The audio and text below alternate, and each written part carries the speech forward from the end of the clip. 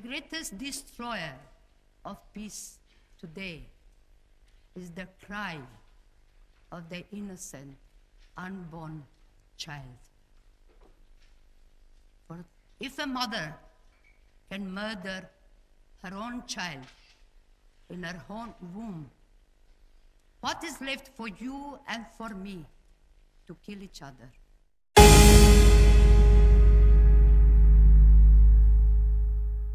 Pope Francis has approved the second miracle of Mother Teresa of Kolkata, clearing the way for the late missionary to become a saint. Pope Francis approved the findings of the Vatican's Congregation for the Causes of Saints, which found the 2008 healing of a Brazilian man with a brain infection and kidney disease had been due to the intercession of Mother Teresa. The Catholic Church normally requires one so-called medical miracle before a deceased Catholic can be declared blessed, and another such miracle occurring after that declaration before he or she can be canonized as a saint. Mother Teresa found the Missionaries of Charity, an order of nuns dedicated to the care of the poorest of the poor in Kolkata, India in 1950. She won the Nobel Peace Prize in 1979 for her devotion to the poor. Mother Teresa died in 1997 at the age of 87. St. John Paul II beatified Mother Teresa in 2003, after an expedited process that began only 18 months after her death. The Vatican normally waits a minimum of 5 years after someone's death before considering beatification. Beatification is formally an honor restricted to someone's home diocese, whereas canonized saints are venerated by Catholics everywhere. But Mother Teresa has been the object of worldwide devotion since her death.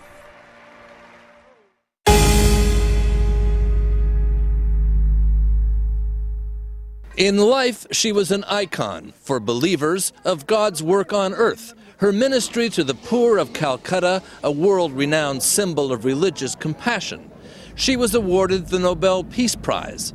She had a calling, she told CBS News in a rare interview, based on unquestioned faith. They are children of God, loved and created by the same loving heart of God. Huh? But now it emerges that Mother Teresa was so doubtful of her own faith, she feared she was being a hypocrite.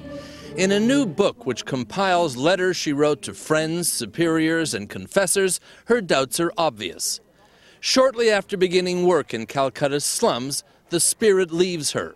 "Where is my faith?" she writes. "Even deep down, there is nothing but emptiness and darkness. If there be God, please forgive me." 8 years later, she's still looking for the belief she's lost. Such deep longing for God, she writes, repulsed, empty, no faith, no love, no zeal. And as her fame increased, her faith refused to return. Her smile, she says, is a mask. "What do I labor for?" she asks. "If there be no God, there can be no soul. If there be no soul, then Jesus, you also are not true." These are letters that were kept in the Archbishop's house, the Archbishop of Calcutta's house. The letters were gathered by Father Brian Kolodejchuk, the priest who's making the case to the Vatican for Mother Teresa's proposed sainthood. He says her obvious spiritual torment actually helps her cause. And now we have this new understanding, a new window into her interior life, and for me, this seems to be the most heroic. According to her letters, Mother Teresa died with her doubts. She had even stopped praying, she once said. The Church decided to keep her letters, even though one of her dying wishes was that they be destroyed. Perhaps now we know why. Mark Phillips, CBS News, London.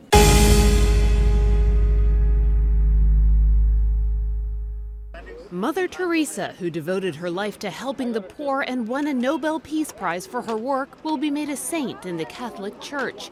The Vatican announced Friday that Pope Francis has signed off on the miracle needed for sainthood, one of the Church's highest honors. Francis approved the decree Thursday on his 79th birthday. The miracle responsible for the distinction involved the inexplicable cure of a Brazilian man suffering from multiple brain tumors in 2008.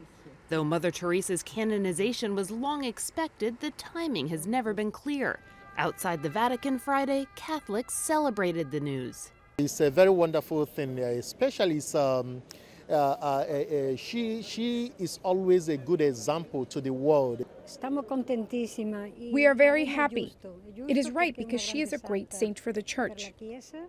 Mother Teresa died on September 5, 1997, at the age of 87. At the time, her Missionaries of Charity order had nearly 4,000 nuns and ran roughly 600 orphanages, soup kitchens, homeless shelters, and clinics around the world. No date has been set for the canonization, but Italian media have speculated the ceremony will take place in the first week of September, to coincide with the anniversary of her death. Kelly Daschle,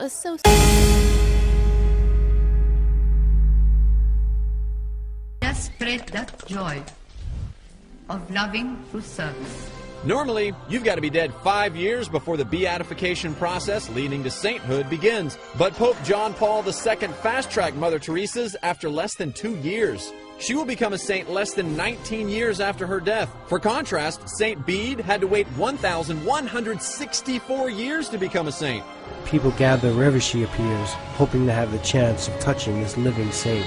Mother Teresa left her home in Macedonia at 18 to become a nun in Ireland and never saw her family again. A second calling from Christ led Mother Teresa to leave her convent and devote herself to working with the poorest of the poor. In 1950, she started the Missionaries of Charity. It all began with 13 members in Calcutta, but by 1997, it had grown to more than 4,000 sisters running orphanages and charity centers to care for refugees, the blind, disabled, aged, the poor and homeless, and victims of floods, epidemics, and famine. To be able to understand the poor, I choose the poverty of our poor people. While her lifelong mission was helping the poorest of the poor, she also worked for many years as a teacher, often showing children how to read and write by writing in the dirt with sticks. She will never be replaced. Who can cover the world the way she did? She won the Nobel Peace Prize in 1979, but she insisted the $192,000 prize be given to help the poor of India. If ever there was a pure heart, it was hers. And that's 5 things you didn't know about soon-to-be Saint Teresa.